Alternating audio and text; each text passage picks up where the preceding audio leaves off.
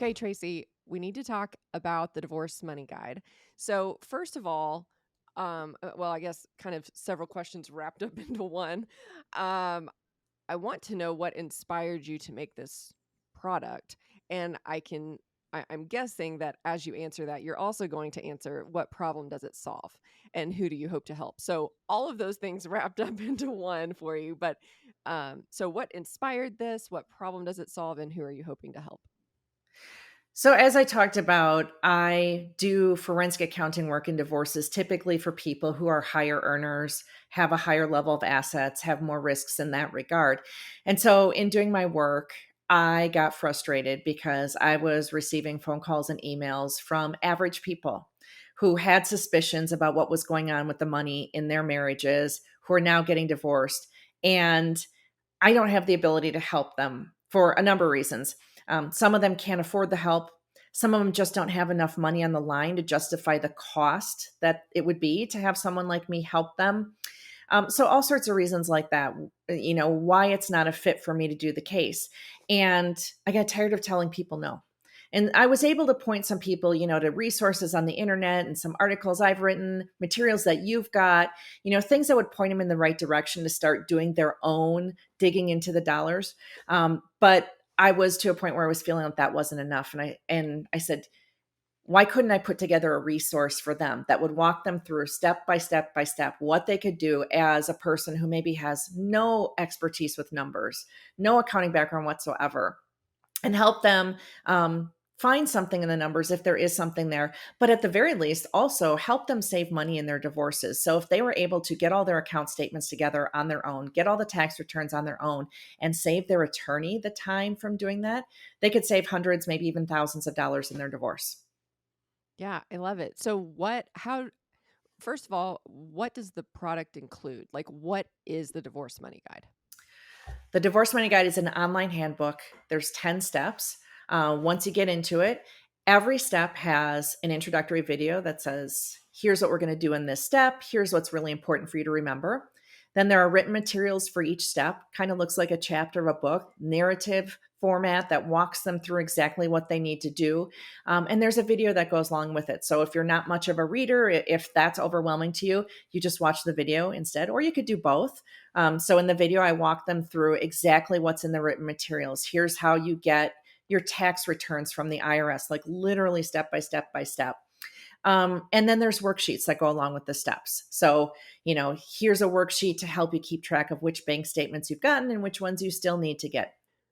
So, in the workbook, what types of things have you prepared that help people walk through these steps? Or what's an example? Starting at the very beginning, I have a worksheet for the timeline of events. So, something that may be simple to you or me, which is putting together really important dates when big money things happen. So, when did you buy a home? When did you buy a car? When did you borrow money from your in laws? Or maybe change a job and get a different 401k? All of those things I want someone to be writing a list of, because if your divorce goes on for 6 months, a year, 3 years, 4 years, divorces can go on for a long time. And I feel like memories fade. And so to be able to have that comprehensive list to go back to is really helpful to the person getting divorced. So there's a worksheet that they can fill out to help get those dates in order. As I mentioned, there's a worksheet for gathering your bank statements. There's one for gathering your tax returns. Um, there's a worksheet for looking at your bank deposits. So, one of the simple things that I have people do is look at a year's worth of bank statements and look at the money coming into the account every month.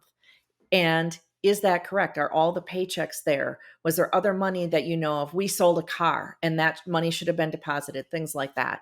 So, there's a worksheet to kind of guide them through looking at those deposits.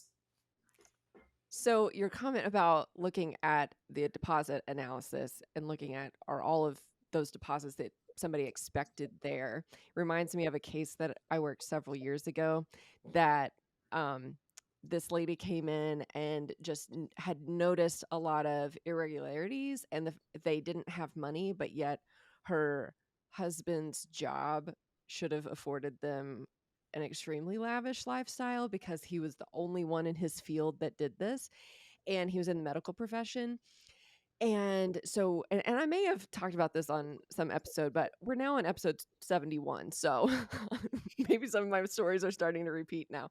But anyway, so she came in and I started looking at the deposits from payroll, and she told us how much he made. And let's just say that it was like $250,000 a year or something.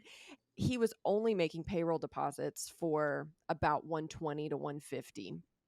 And so she didn't really want to dig any more into the details. And we were working with the private investigator, and he said, well, let's just bring him in and interview him. So we're all sitting around the table and start asking him questions about these deposits, among other things, because he had some really strange expenditures. Like, he was paying on a sports car loan for someone who was not related to their family.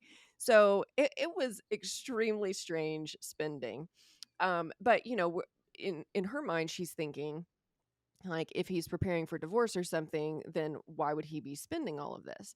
But the more I started thinking about, why would someone be paying for someone else's sports car loan? We started believing on our team that we might have a second family situation going on, which what's weird is that it would have been in the same town. We're not talking about like Illinois and Arizona, as in your case.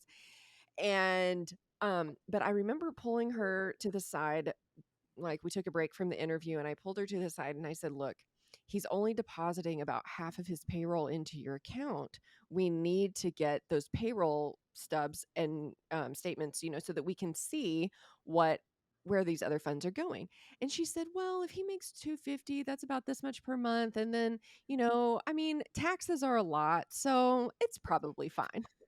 And I thought, no, no, no, no, no, No. you need to do this math yourself.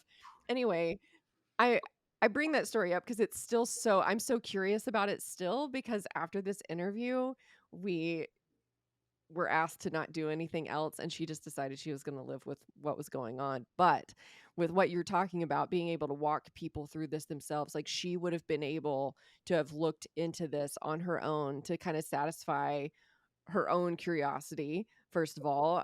But then maybe if she had done this analysis herself, she would have seen what I was seeing, um, eventually. I mean, I don't think she wanted to see it, if I'm being honest. But anyway, so that's why for those types of reasons, that's why in my experience, why the deposit analysis is so important in a divorce case. Well, and I had to ask myself, how many people who buy the divorce money guide are going to go all the way through? And is someone going to do this deposit analysis all the way through for a year?